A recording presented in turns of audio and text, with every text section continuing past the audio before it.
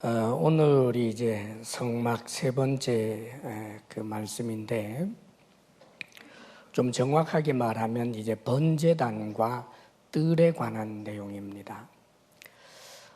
그 번제단에 대한 그 양식을 1절에서부터 이제 8절까지 있었고, 또 9절에서 19절까지는 이제 성막 뜰이지요.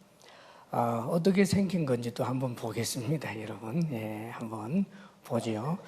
자, 저게 이제 그 성막 그 안에 성막이 있죠. 지성소와 또 성소로 구분되는 그 성막이 위에 또 이제 네 겹으로 된 그런 이제 천으로 덮여 있는 저 성막이고, 성막 주변을 이제 그 휘장을 칩니다. 그래서 한 5규빗이니까 뭐 2m 좀 넘는 그런 높이로 해서 한 50m씩 50m씩, 가운데는 20, 한 5, 6m 되는 이제 그런 그 뜰, 이제 마당입니다, 말하자면. 그리고 번제단은, 그 제단은 이제 저 뜰 가운데 있는 거죠. 말하자면 그 회막, 성막 안으로 들어가는 그 앞쪽에 이제 번제단이 있고, 또 거기 물두멍도 있고, 이제 그렇습니다. 조금 더 확대해서 한번 보여주실래요? 예. 이거는 조금 이제 다른 버전이라 이렇게 모양이 굉장히 작게 보입니다만은, 그 가운데 이제 그 번제단이 있고, 그 뒤쪽에 물두멍이 있고, 그 다음에 제사를 지내는데 필요한, 번제나 이런 제사를 지내는데 필요한 여러 가지 기구들을 두는 그런 이제 상들이 거기 좀 쭉 있습니다. 그러면 이제 번제단을 한번 보겠습니다. 번제단, 예, 번제단이 이제 저렇게 생겼습니다. 그러니까 여기 보면 놋 그물이라고 해서 주렁주렁한, 이제 지렁지렁한 그물을 생각했는데, 일종의 석쇠처럼, 그러니까 여러분 불고기 구울 때 이제 쇠판, 그다음 그 밑에 불 넣고 지글지글 이제 굽잖아요. 그러니까 저 위에다가 짐승을 놓고 이제 불은 이제 저 밑에 있는 거죠. 그래서 저 놋 그물 위에다가 이제 그 짐승을 놓고 밑에서 이제 불을 이제 태우는 겁니다. 그리고 저 번제단은 전체가 이제 조각목으로 되어 있는데, 그 조각목을 놋으로 이렇게 다 쌌습니다. 그러니까 불에 타지 않는 거죠. 그리고 이제 속은 이렇게 비어 있는 일종의 이렇게 그릇처럼 되어 있는데, 가운데 말하자면 석쇠가 이렇게 놓여 있는 겁니다. 그리고 그 밑에는 이제 불로 장작을 놓고 태우는 이제 그런 것이고요. 저기 또 채가 있습니다. 저 채는 저게 이동식이니까, 그래서 어디에다 이제 성막을 이제 설치를 하게 되면 그때 번제단도 놓이게 되지 않습니까? 다시 이동하게 될 때는 저 이제 놋으로 싼, 역시 조각목으로 되어 있습니다. 저 채를 이제 들고 그렇게 해서 이동을 하는 저런 형식으로 되어 있습니다. 그리고 내 귀퉁이마다 볼록볼록 이렇게 튀어나왔습니다. 저게 뿔입니다. 뿔. 그래서 뿔을 만들어라. 여기 보면 그렇게 나와 있습니다. 내 모퉁이 위에 뿔을 만들되. 그래서 저것은 이제 뿔을 말하는 거죠. 말하자면 이 번제단은 짐승을 이제 하나님 앞에 제사 드리기 위해서 불로 사르는 이제 바로 그 기구입니다. 아무 데서나 하지 않고 저 번제단 위에서 하나님 앞에 번제로, 혹은 뭐 화목제로, 혹은 속죄제로, 혹은 속건제로 짐승의 희생을 통하여 하나님 앞에 제사를 드리는 거란 말이지요. 원래 저기 그 놋으로 되었다라고 하는 것은, 놋의 의미 자체가 그것은 심판을 의미합니다. 저주와 심판을 의미하는 거예요. 그러니까 짐승을 이렇게 하나님 앞에 번제로나 혹은 화목제로나 속죄제로 바칠 때, 제사를 드리려고 하는 사람이 저 뜰에 와서 자신이 그 짐승, 뭐 소든지 양이든지 그 짐승의 손을 얹습니다. 안수를 하는 거예요. 죄의 전가 의식입니다. 그렇게 하고 난 다음에 그 제사 지내러 온 사람이 친히 그 가축을 잡는 거예요. 그래서 가축을 잡아서 이제 번제의 경우는 가죽을 벗겨서 그 가죽은 제사장 몫이 되고 나머지는 그 안에 이제 똥이라든지 이런 배설물만 이제 따로 빼고 다 토막을 내서 물로 씻은 다음에 완전히 태웁니다. 그런데 이 태우는 일을 진행하는 것은 제사장이 하는 거예요. 소나 양을 잡는 것은 본인이 하고 이것을 태우는 일들은 이제 제사장이 직접 관여해서 레위인과 함께 그런 일들을 진행을 하는 거지요. 또 번제는 이제 전체를 그렇게 말하자면 하나님 앞에서 자신의 헌신을 다짐을 하면서 드리는 그런 제사였고 또 속죄제가 있습니다. 죄를 씻기 위해서 하는 속죄제 그런 속죄제가 있고 속죄제 역시 손을 얹어서 죄의 전가 의식을 하고 내 대신 이 양이 죽는구나 내 대신 이 염소가 이 소가 죽는구나 혹은 비둘기가 죽는구나 그렇게 해서 하나님 앞에 속죄제로 드리는데 개인이 드리는 이 속죄제는 속죄제를 드리고 난 다음에 그리고는 그 고기를 저기서 함께 먹는 거예요. 화목제의 경우도 특별히 더 그랬고요. 화목제의 경우도 하나님 앞에 보통은 이 화목제는 속죄제라든지 번제와 함께 드려질 때가 많은데 하나님과 이제 화목을 의미하는 것입니다.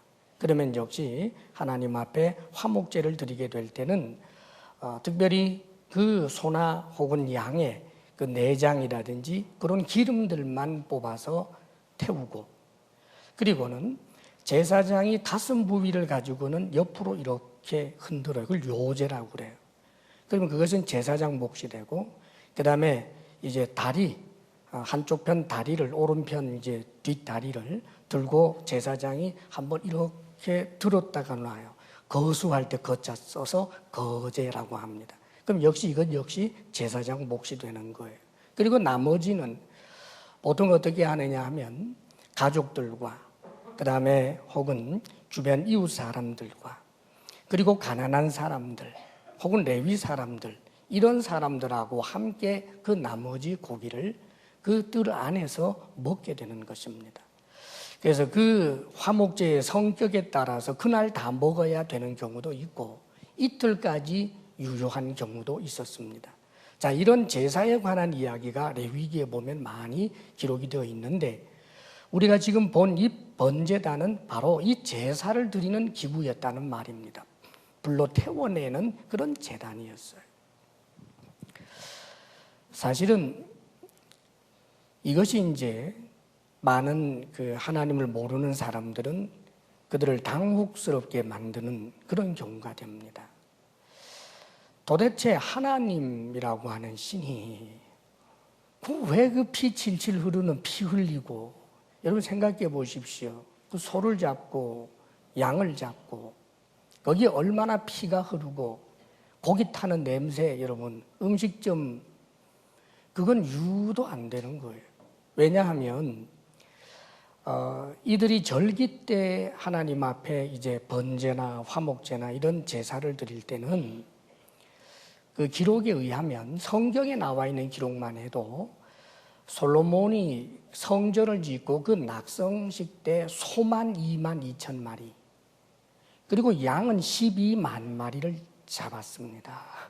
그리고 요세푸스라고 하는 이제 역사학자에 의하면 그 예수님 시절에 뭐 유월절이라든지 이런 절기가 되면은 이제 와서 하나님 앞에 이제 제사를 드리잖아요. 그러면 그 수많은 사람들이 와서 제사를 지내게 되는데 수십만 마리의 양이나 소리를 드리는 거예요.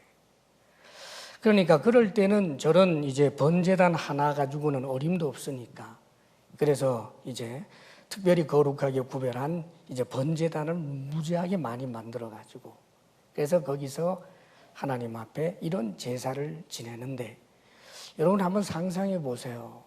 옷깃을 여밀 만한 경건한 모습입니까? 코를 틀어 막아야 할 역겨운 일입니까?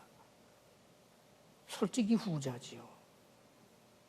아니 왜 하나님께서 이렇게 하시느냐 말이에요. 고기 굽는 냄새를 그렇게 좋아하시는가? 피 흐르는 그 피 비린내를 좋아하시는 하나님, 사랑의 하나님, 자비의 하나님하고 매치가 안 돼요. 이게 연결이 안 된단 말이죠. 사실 성경에는 얼마나 주옥과 같은 말씀이 많습니까? 이 구약의 말씀도 그 당시 세상의 어떤 윤리나 법하고 비교할 수 없는 아주 앞서 있는 법, 아주 고상한 윤리로 가득합니다.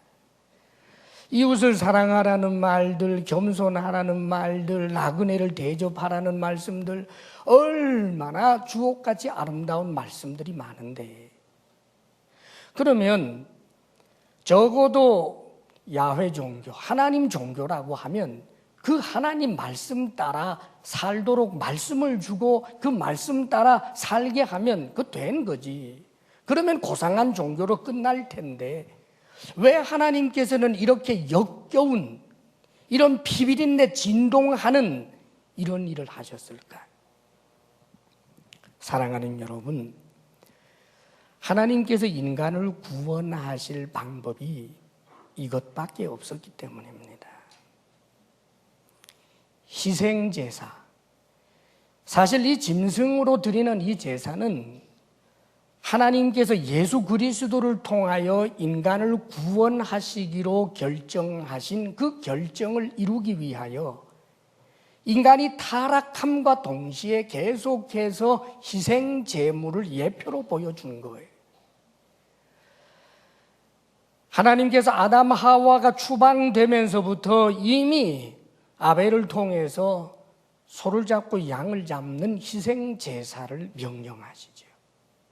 나중에 노아 때도 그랬고, 그리고 아브라함, 이삭 때도 그랬고, 그리고 나중에는 모세를 통하여 제사 제도를 만들어서 끊임없이 이 희생 제사를 드리게 하셨습니다.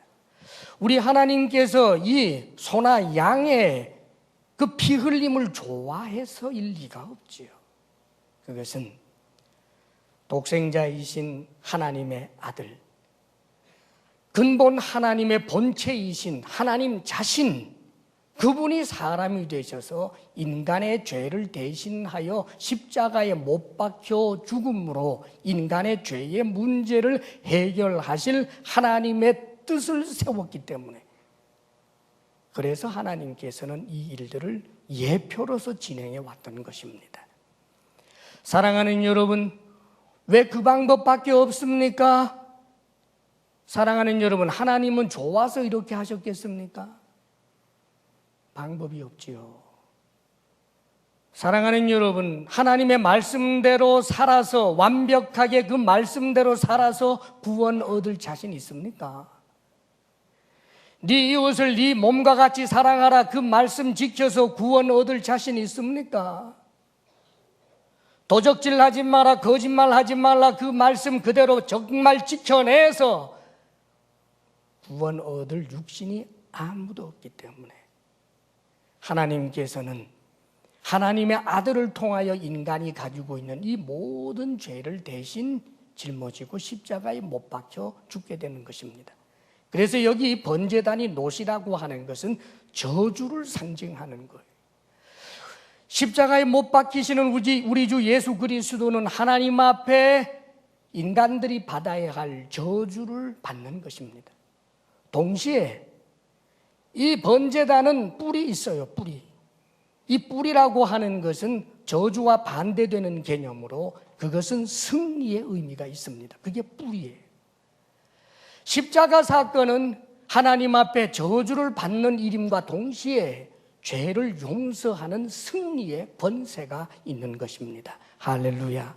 그래서 예수 그리스도께서 우리를 위하여 십자가에 못 박혀 죽게 된 것이고, 여기에 대한 하나님의 계획을 계속해서 구속사적으로 하나님께서 이미 이 제사라고 하는 제도를 통하여, 번제단이라고 하는 것을 통하여 십자가 사건을 예표해 주시고 상징해 주고 있는 것입니다. 전날에 우리 주님께서 십자가에 못 박혀 이제 죽으시기 전에 예루살렘에 올라가시던 그 중에 어느 집에 초대를 받아서 식사를 하시는데 거기에 이제 죄인인 여성 한 사람이 와서 마리아죠. 향유를 옥합채 이제 예수님 발에다 쏟아붓는 장면이 나옵니다. 먼저는 예수님 발을 붙들고 울고 또 울고 그리고 머리채로 그 머리카락을 가지고 예수님의 발을 닦아드리고 그리고는 향유를 옥합채 쏟아붓는 그런 일이 있었습니다.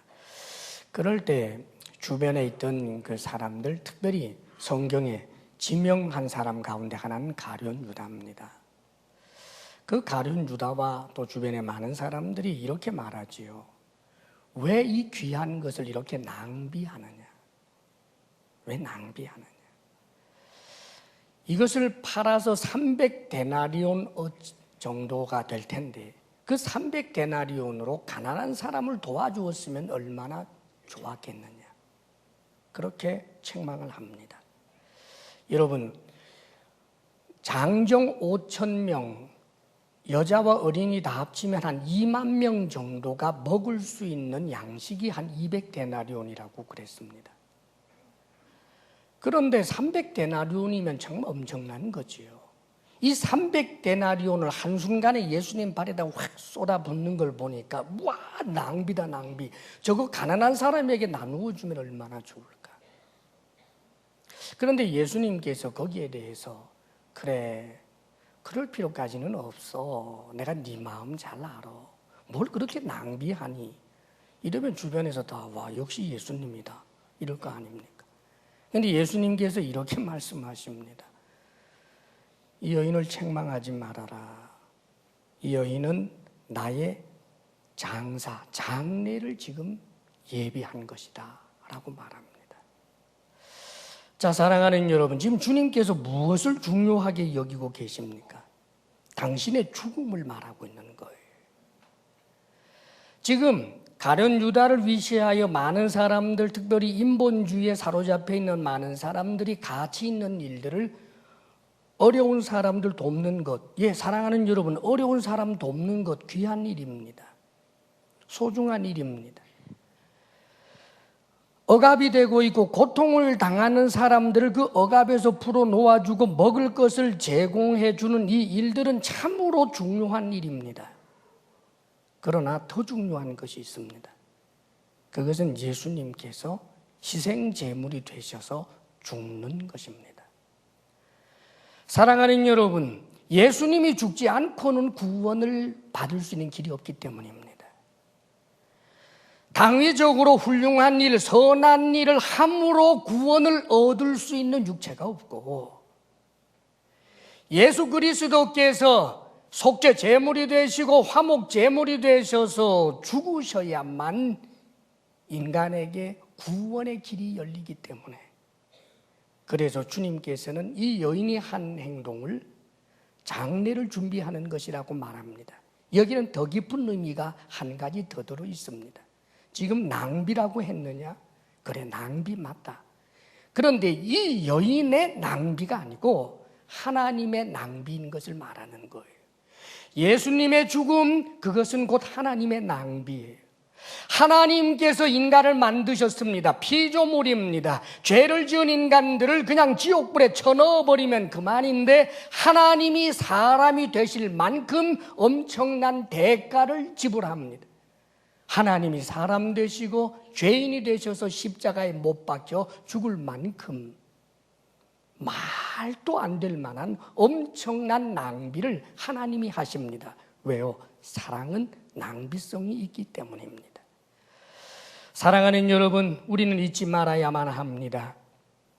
예수 그리스도 십자가 구속의 그 사건, 그것은 세상의 그 무엇보다도 소중하고 가장 중요한 가치다라고 하는 것을 잊어서는 안 됩니다.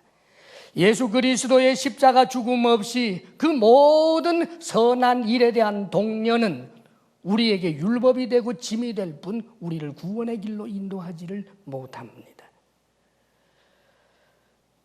성경은 이렇게 말씀해 주십니다. 히브리서 9장 13절 14절에 염소와 황소의 피와 및 암송아지의 죄를 부정한 자에게 뿌려 그 육체를 정결하게 하여 거룩하게 하거든 하물며 영원하신 성령으로 말미암아 흠없는 자기를 하나님께 드린 그리스도의 피가 어찌 너희 양심을 죽은 행실에서 깨끗하게 하고 살아계신 하나님을 섬기게 하지 못하겠느냐. 히브리서 10장 9절에 그 후에 말씀하시기를 보시옵소서 내가 하나님의 뜻을 행하러 왔나이다 하셨으니 그 첫째 것을 폐하심은 첫째 것을 폐한다라고 하는 것은 제사 제도를 말하는 거예요. 그 첫째 것을 폐하심은 둘째 것을 세우려 하심이라. 이 뜻을 따라 예수 그리스도의 몸을 단번에 들이심으로 말미암아 우리가 거룩함을 얻었노라. 제사장마다 매일 서서 섬기며 자주 같은 제사를 드리되 이 제사는 언제나 죄를 없게 하지 못하거니와 오직 그리스도는 죄를 위하여 한 영원한 제사를 드리고 하나님 우편에 앉으사 그가 거룩하게 된 자들을 한 번의 제사로 영원히 온전하게 하셨느니라. 할렐루야. 첫 번째 것은 반복하고 반복해도 사실상 우리의 죄를 씻지 못한다는 거예요. 그렇습니다, 여러분. 양의 피가, 소의 피가 어떻게 내 죄를 씻겠습니까? 예표였습니다. 그리고 이것은 매번 반복해야 할 일이지만 그러나 두 번째 하나님께서 세우신 것, 우리 주 예수 그리스도께서 친히 희생 제물이 되셔서 당신 자신을 하나님 앞에 드린 것은 단 한 번으로 모든 일을 완전케 하는 완벽한 제사인 것입니다. 할렐루야. 이 믿음을 견고하게 세우시기를 주의 이름으로 축원합니다. 여러분,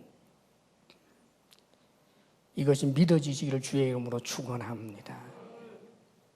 예수님 십자가 사건을 보면서 다른 생각에 빠지는 어리석은 이가 한 사람도 없기를 주의 이름으로 축원합니다.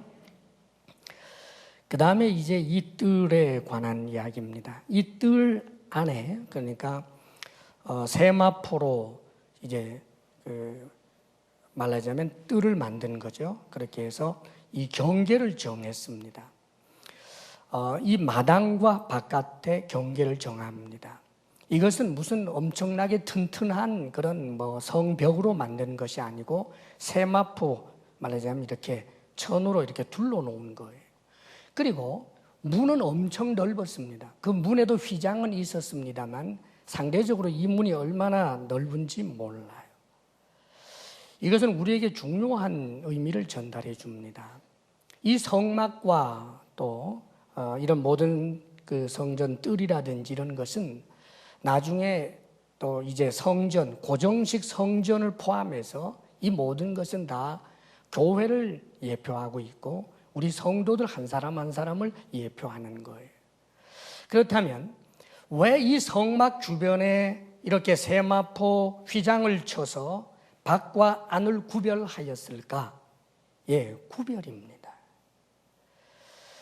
거룩함으로 저 세상과 동화되지 않도록 구별이 되어야 한다는 말이죠. 세상 속에 있습니다. 세상과 소통합니다. 문이 있습니다. 그럼에도 불구하고 구별되어야 합니다. 이 성전 그 뜰에 관한 말씀은 우리에게 중요한 교리들을 가르쳐주고 있어요. 어떤 구별이냐? 첫째, 죄에서의 구별이에요. 우리는 이 세상의 죄가 우리 성도들 또 우리 교회 안에 깊숙이 들어오는 것을 결코 용납해서는 안 됩니다. 이사야 52장 11절에 이렇게 기록하십니다. 너희는 떠날지어다 거기서 나오고 부정한 것을 만지지 말지어다 그 가운데에서 나올지어다 여호와의 기구를 매는 자들이여 스스로 정결하게 할지어다. 하나님의 백성 하나님의 일꾼 레위인들에게 특별히 그 죄에서 떠나라, 저 세상의 죄에 물들지 말아라 하는 것을 지금 주문하고 계시는 말씀이지요. 고린도 후서 7장 1절 신약 성경에도 이렇게 말씀합니다. 그런즉 사랑하는 자들아, 이 약속을 가진 우리는 이 약속이 뭐냐 하면 그 전구절을 보게 되면 6장 마지막 절이죠. 고린도후서에 하나님이 우리 아버지가 되시고 우리는 하나님의 자녀가 되리라라고 하는 그 약속입니다. 그런즉 사랑하는 자들아, 이 약속을 가진 우리는 하나님을 두려워하는 가운데서 거룩함을 온전히 이루어 육과 영의 온갖 더러운 것에서 자신을 깨끗하게 하자. 사랑하는 여러분, 지금 누구에게 한 말이냐 하면 하나님의 자녀에게 한 말이에요. 다시 말하면 예수 그리스도의 이 속죄 제물이 되심을 믿고 예수 그리스도의 보혈로 말미암아 죄 씻음을 받아서 하나님의 자녀가 된 우리들에게 놀랍게도 죄 짓지 말고 살으라라고 하는 것을 말씀하는 거예요. 사랑하는 여러분, 예수 그리스도께서 속죄 제물이 되신다라고 하는 것은 분명히 우리의 죄를 씻는 것 맞습니다. 예수 그리스도를 믿음으로 말미암아 우리의 죄가 용서함을 받고 하나님께로 나아갈 길이 열렸습니다. 그러나 그렇기 때문에 우리는 죄를 마음껏 지어도 되는 사람이 되었다는 뜻이 아닙니다. 여기에 많은 혼돈이 있어요. 예수 그리스도께서 내 죄를 위하여 죽으셨기 때문에 나는 이제 더 이상 죄에 대해서 고민 안 해도 된다. 죄책감을 가질 필요가 없다. 죄 지을 수 있지. 뭐 사람이니까 약하니까 약해서 짓는 죄잖아. 어쩔 수 없어 그거는. 사랑하는 여러분, 잘못하면 교회 공동체가 세상보다도 죄에 대해서 죄책감을 더 안 갖게 될 수 있습니다. 그것은 이단의 가르침입니다.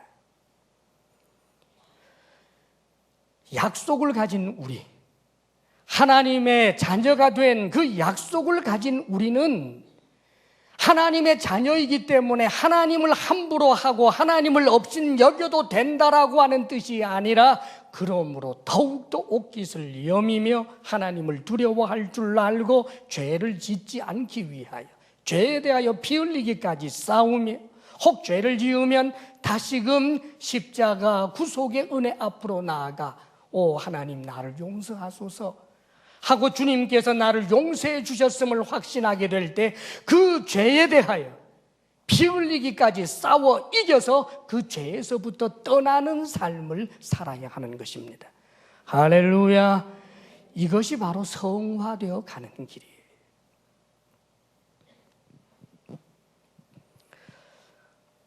성경에 보면 하나님의 백성들이 죄에 대하여 피 흘리기까지 싸움으로 하나님께 귀하게 쓰임받은 사람들의 이야기가 많이 나옵니다.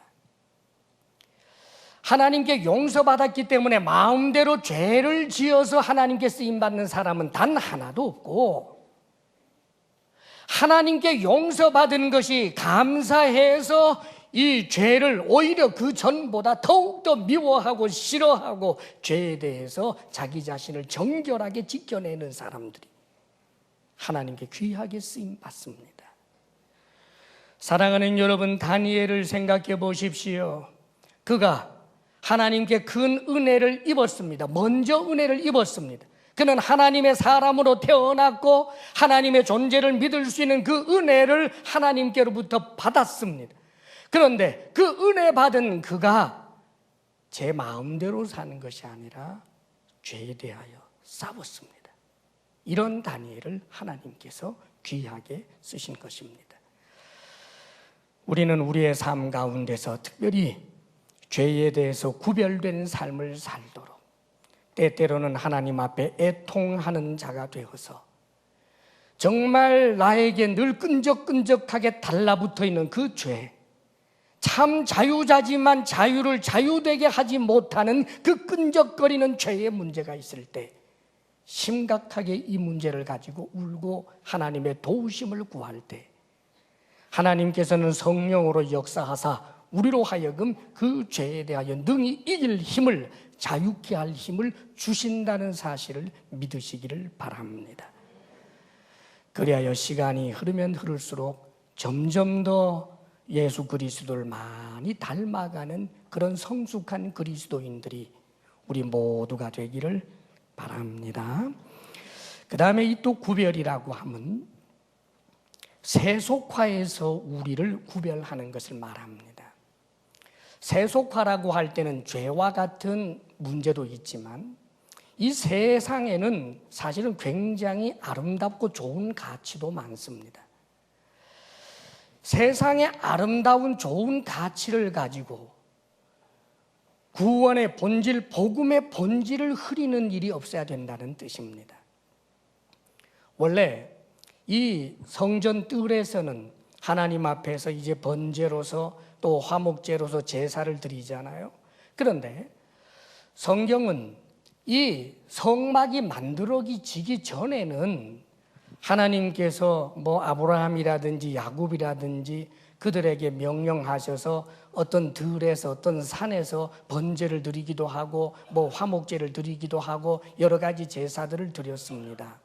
그러나 성막이 만들어지고 난 다음에 모든 제사는 바로 이 성전 뜰에서 드려야 했던 거예요. 바로 이 번제단을 통해서 드려야만 했습니다. 너무 드릴 그런 제물이 많을 때 새롭게 번제단을 많이 만들어서라도 이 성전 뜰에서 제사를 지내게 한 거예요. 자, 그런데 여러분, 이것은 합리성이 떨어지는 일이지요.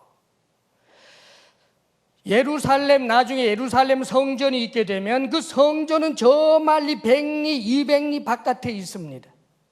지금 내가 제사를 지내고 싶은데, 화목제를 드리고 싶은데, 속죄제를 드리고 싶은데, 여기서부터 저 100리, 200리 떨어져 있는 성전 뜰에 가서 제사를 드린다라고 하는 것이 얼마나 번거로운 일입니까? 그런데도 성경은 그것을 용납하지 않았습니다. 반드시 어디서? 이 회막 뜰에 있는 번제단에서 제사를 드려라.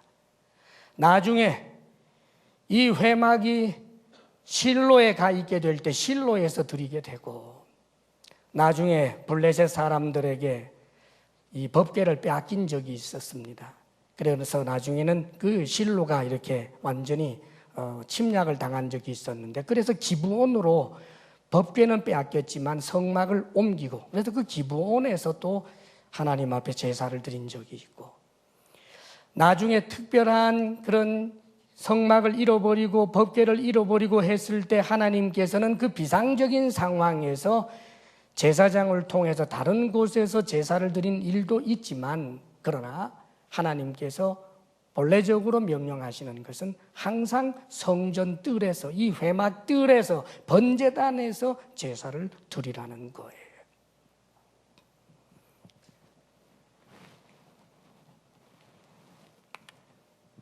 근데 이스라엘 사람들이 나중에 이것 어깁니다. 초창기에 이 회막을, 성막을 만들고 드디어 이 광야에서 태어났거나 혹은 20세 이상이 된 그 2세대들이 가나안 땅에 들어가게 될 때 놀라운 일이 있었어요. 가나안 땅에 들어갈 때 요단강을 건너면 가나안 땅이에요. 그런데 루벤 지파, 갓 지파, 므낫세 반 지파, 두 지파 반이 이 요단강을 건너기 전에 있는 땅이 너무 비옥하고 좋으니까 이 땅을 우리에게 기업으로 주십시오 해서 하나님이 허락을 합니다. 자, 그런데 이 사람들이 바로 이 요단강 근처에다가 번제단을 만드는 거예요. 아주 멋진 돌로 만든 어마무시한 그런 번제단을 떡하니 만들어 놔요. 그랬더니 다른 지파에서 난리가 났습니다. 지금 저들이 성전 뜰, 말하자면 회막 뜰, 번제단에서 제사를 드리지 않고 자기들이 새롭게 만든 그 번제단, 요단강 근처에 만들어 놓은 그 번제단에서 제사를 드리려고 하는구나. 용납할 수가 없도다. 그래서 이들 지파와 전쟁이 벌어질 상황이 된 거예요. 그럴 때 이 루벤, 므낫세, 갓 지파 이 사람들 대표자들이 나와서 이렇게 말합니다. 아닙니다. 오해하지 마십시오. 우리는 절대로 이 번제단에다가 제사를 지낼 요량으로 만든 게 아닙니다. 절대로 우리는 우리의 제사를 성전 뜰에 있는 번제단에서 드리겠습니다. 우리가 이렇게 여기 요단 강변에다가 번제단을 만드는 이유는 세월이 흘러서 당신네 후손이 요단강 저쪽 편에 있는 당신네 후손들이 우리는 당신들하고 상관이 없다라고 말할까 봐, 이스라엘 백성, 이스라엘 공동체에 속하는 자가 아니다라고 말할까 봐, 그래서 여기 우리들도 당신들과 속해 있는 한 공동체다라고 하는 것을 드러내기 위해서 여기 이렇게 제단을 만든 것입니다. 그렇게 해서 용납된 점이 성경에 나옵니다. 이 정도로 초창기 이스라엘 사람들은 어떤 경우에도 제사는 바로 이 뜰에서 드리기로 했고 그렇게 드렸습니다. 나중에 솔로몬이 성전을 만들고 그 솔로몬 성전 뜰에서 제사를 드렸고, 나중에 예수님 시대에도 그 헤롯 성전 그 뜰에서 하나님 앞에 수많은 제사가 드려졌던 것입니다. 그런데 사실 이게 얼마나 번거로운 일입니까? 그러다가 보니까 이스라엘 역사에 시간이 좀 흐르면서부터, 남과 북으로 나누어지고 나서부터 이 사람들은 산당들을 만들기 시작했습니다. 편리하니까. 뒷동산에다가 제단을 만들어 놓고 거기서 마음대로 제사들을 지내기 시작했습니다. 동장들을 중심으로 해서 말하자면 동네마다 산당을 만들어 놓고 거기서 제사를 지냈습니다. 그런데 사랑하는 여러분, 그것은 심각한 문제를 불러일으켜 왔습니다. 시간이 흐르면서 그것은 우상 숭배가 되고 제사의 진정한 의미가 다 사라져 버렸습니다. 성전 뜰에서 이 가축이 죽는 것을 보면서 내 생명을 구원하기 위하여 가축이 죽는다라고 하는 의미를 가르쳐주는 그 가르침들을 지도받지 못한 채 왜 산당을 만들었을까요? 왜 산당에다가 양을 잡고 혹은 소를 잡고 제단 앞에 그렇게 제사를 지냈을까요? 복받기 위해서. 그들은 정말 하나님이 소가 타는 냄새를 좋아하는 줄 알았습니다. 그들은 정말 하나님이 양이 타는 냄새를 좋아하는 줄 알았습니다. 그래서 하나님이 좋아하는 냄새를 계속해서 풍겨대면 자신들이 복받는 줄 알았습니다. 그렇다면 복받게 하는 것, 이것뿐이겠느냐? 여러 가지 이방의 신상들의 종교 행위들을 거기에 끌어들이기 시작하고 혼합주의가 들어오고, 그래서 하나님께서 이스라엘 백성을 통하여 가르치려고 했던 구속의 의미, 우리 주 예수 그리스도를 통하여 구원받게 된다라고 하는 그 복음의 중심 내용들을 이들이 잃어버리게 되고 만 것입니다. 오늘날도 마찬가지입니다, 여러분. 교회 안에 세상의 좋은 가치들을 가지고 복음의 정신을 흐리는 일들이 있어서는 안 됩니다. 세상의 가치 가운데 사실 그것은 성경적 내용과도 일치되는 것이 많이 있지요. 어려운 사람들을 돕고 가난한 사람들을 돌보고 하는 일 얼마나 귀합니까? 그러다가 보니까 이렇게 말합니다. 결국은 착한 일하고 선한 일을 많이 하는 것이 예수 그리스도의 제자고, 예수님이 십자가에 못 박혀 죽은 것이 내 죄 때문에 죽었다라고 믿는 그런 천진난만하고 그런 미신적인 믿음을 갖는 것은 어리석은 일이다. 21세기를 살아가는 현대인들은 적어도 예수님 십자가 사건을 내 죄 때문에 죽은 것이다라고 하는 따위로 믿는 것이 아니라 예수님처럼 불의에 항거한 것, 예수님처럼 잘못된 구조적 모순에 항거한 것, 의로운 행위, 가난하고 억압당하는 사람들을 위하여 참으로 칼을 뽑아들고 항쟁을 했던 그 정신을 가지고 살아간다면 그런 사람이 예수님의 제자요, 그런 사람들이 구원받는 것 아니냐. 사랑하는 여러분, 복음들을 흐려놓고 있습니다. 요즘 그럽니다. 세상 사람들 다른 종교와 서로 대화를 한다라고 하는 것이 얼마나 좋은 일이냐. 종교 간에 서로 싸우지 않고 경쟁하지 않고 나만 옳다라고 그러지 않고 다른 종교를 인정한다라고 하는 것이 얼마나 좋은 일이냐. 예, 타당성 있는 이야기입니다. 그래서 그 가치를 가지고 교회 복음을 흔듭니다. 예수만 믿고 구원을 얻는다라고 하는 것은 너무 독선적이지 않아? 열심히 신심을 가지고 불공을 들인 사람도 구원 얻는 길이 있겠지. 그거 인정해 줘야 되는 것 아니야? 사랑하는 여러분, 세상에 좋다라고 하는 가치를 가지고 복음을 흐려놓는 일들을 합니다. 사회적인 약자들, 소수자들을 보호해주고 존중해주는 것이 옳지 않아? 성적 소수자들, 동성애자들이 자신들이 태어날 때부터 그렇게 큰 짐처럼 그런 기호를 가지고 태어났는데 그가 그렇게 고민하고 있는데 그것을 죄라고 말한다면 말이 돼? 사랑하는 여러분, 기억하십시오. 복음은 세상의 가치를 가지고 들어와서 흔들 수 있는 것이 되어서는 안 됩니다. 경계가 있어야 합니다. 경계가 있어야 합니다. 우리 주 예수 그리스도를 믿음으로 말미암아 구원을 얻는다라고 하는 이 복음의 가장 중심 진리를 언제나 붙들 수 있기를 주의 이름으로 축원합니다. 그리고 마지막 한 가지는 이 경계를 두고 분별한다라고 하는 것은, 구별한다라고 하는 것은 예배의 구별을 말하는 것입니다. 공동체적인 예배를 말하는 거예요. 그 당시 이스라엘 사람들이 항상 이 성전 뜰에서 또 회막 뜰에서 그들은 공동체적인 제사를 드립니다.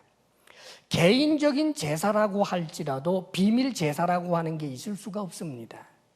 거기에 가면 제사장이 보고 레위인이 보고 또 거기 왔던 뜰에 와 있던 많은 사람들이 보게 됩니다. 그리고 안식일마다 온 회중들이 모여서 공동체 제사를 드리고 절기 때마다 그렇게 했습니다. 이것은 우리 주님께서 승천하시고 난 다음에 이 땅에 교회가 세워졌을 때 처음에 교회가 어디에서 모였는가 하면 바로 예루살렘 성전 뜰에서 모였습니다. 성전 뜰에서 모여서 그들이 무엇을 했을까요? 성전 뜰에서 모여서 지금 아마 활활 타오르고 있는 그 번제단을 보았을 것입니다. 지금 우리 형제들은 양을 잡고 소를 잡아서 하나님 앞에 제사를 드리지만 사랑하는 형제 자매들이여, 진정한 희생 제물은 우리 주 예수 그리스도이십니다. 그런 것을 말하면서 함께 모여서 그렇게 예배를 드렸습니다. 나중에 이 성전 뜰에서 예배를 드리던 이들이 박해를 받아서 더 이상 그 성전 뜰에서 예배를 드릴 수 없게 되었지만 성전 그 자체가 바로 예수 그리스도를 믿는 공동체가 성전이라고 하는 사실을 성령으로부터 깨닫고, 그래서 그들은 항상 모여 예배하는 것을 잊지 않았습니다. 사랑하는 여러분, 예배가 무엇입니까? 예배란 하나님을 의식하여 내가 하나님 앞에 가지는 모든 태도가 예배입니다. 하나님의 말씀을 의식하여 내가 거짓말하지 않았다, 예배의 삶입니다. 하나님의 말씀을 의식하여 내가 도적질하지 않았다, 장사를 정직하게 했다, 예배의 삶을 사는 것입니다. 개인적으로 우리는 다 예배의 삶을 살아야 합니다. 그러나 예배의 삶을 산다고 해서 공동체로 함께 모여서 예배드리지 않아도 되는 것 아닙니다. 이 공동체성을 잊어버리면 안 된다는 뜻입니다. 요즘 가나안 성도라고 하는 이들이 많다고 그래요. 가나안 안 나가 성도. 어디를? 교회를. 그래도 성도래요. 왜요? 개인적으로 성경 읽는 데입니다.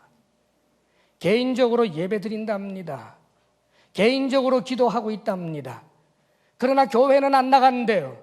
나는 그래도 성도라고 말합니다. 사랑하는 여러분, 그가 매일 하루에 몇 시간씩 성경을 읽고 하루에 몇 시간씩 기도를 하고 그러면서도 교회에 함께 예배하는 것을 알지 못하고 인정하지 못한다면, 사랑하는 여러분, 그는 성경을 제대로 알고 있는 것이 아닙니다. 이 세상에 하나님께서 우리에게 보여주신 교회는 모여 예배하는 것입니다. 예수 믿는 사람들이 성전이고 예수 믿는 사람들이 모일 때 교회가 됩니다. 그러므로 형제들아, 우리가 예수 그리스도의 피를 힘입어 성소에 들어갈 담력을 얻었나니, 그리고는 서로 돌아보아 사랑과 선행을 격려하며 모이기를 패하는 어떤 사람들의 습관과 같이 하지 말고 오직 권하여 그날이 가까움을 볼수록 더욱 그리하자.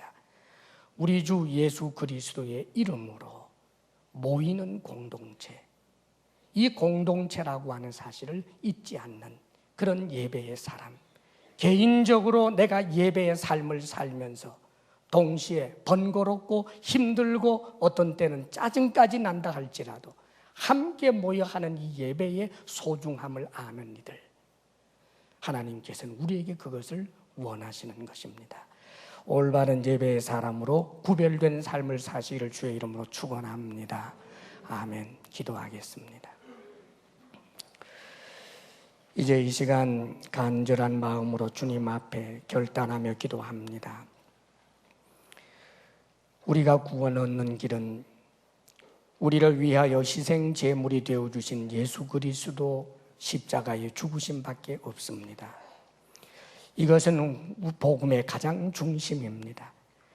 세상의 그 어떤 가치로 인하여 예수 그리스도의 십자가 사건을 조롱하고 비웃고 믿지 못하는 자가 되지 않게 하여 달라고, 어떤 경우에도 예수님 십자가 사건 앞에서 하나님의 사랑을 느끼며 감사할 수 있는 사람이 되게 해달라고 기도하시기를 바랍니다. 예수 그리스도 십자가 사건의 그 감동과 감격으로 구별된 삶을 살며 죄를 멀리하며 세속화되지 아니하며 언제나 예배를 소중히 여기는 사람 되게 하여 주옵소서. 이 시간 간절히 주님 앞에 결단하며 기도하겠습니다. 아버지 하나님, 우리의 죄를 씻어주기 위해서, 우리를 영원한 멸망에서부터 구원하시기 위해서 하나님의 아들이 사람 되시고 죄인 되시고 죽기까지 하신 그 큰 은혜를 우리가 무엇으로 다 표현할 수가 있겠습니까? 아버지 하나님, 십자가 구속의 은혜를 비웃는 이가 많은 이 세상에 우리로 하여금 믿음 없는 자 되지 않게 하옵소서. 십자가 사건 앞에서 하나님 사랑을 느끼며 하나님 앞에 1000가지, 10,000가지 감사의 이유를 찾아내는 신실한 그리스도인들 우리가 다 되게 하여 주옵소서. 아버지여, 세상과 구별되어 경계를 지킬 줄 알게 하시며 죄의 낙을 즐기지 않게 하시며 세상의 가치로 하나님께서 주신 복음의 가치를 흔들어 놓는 어리석은 자가 어떤 경우에도 되지 않게 하여 주옵소서. 아버지여, 주께서 주신 은혜를 생각하며 하나님 앞에 예물을 올려드립니다. 주님, 우리가 드리는 이 예물 하나님께서 주신 것 가운데 다만 구별하였을 뿐이지만 우리가 드리는 것을 마치 우리 것처럼 기뻐 받아주시기를 원합니다. 아버지여, 사랑하는 우리 성도들의 삶의 모든 필요를 아시오매 주께 받기로 결심한 성도들마다 아버지 하나님 일터의 복을 주셔서 저들이 성실하게 일한 열매로 땅의 필요를 충분히 공급받게 하여 주옵소서. 우리 성도들에게 건강의 복을 주옵소서. 마음의 평강을 주옵소서. 부부사랑 돈독하게 하옵소서. 우리들의 자녀가 효성이 지극하며 말씀 따라 살아가는 하나님 앞에 신실한 아들, 딸들 되게 하여 주옵소서. 이제는 우리 주 예수 그리스도의 크신 은혜와 하나님 아버지의 한없는 사랑과 성령의 교통하심과 충만케 하심이 하나님을 예배하며 나아가는 사랑하는 모든 성도들 위해 이제로부터 영원토록 함께 하시기를 간절히 축원하옵나이다. 아멘.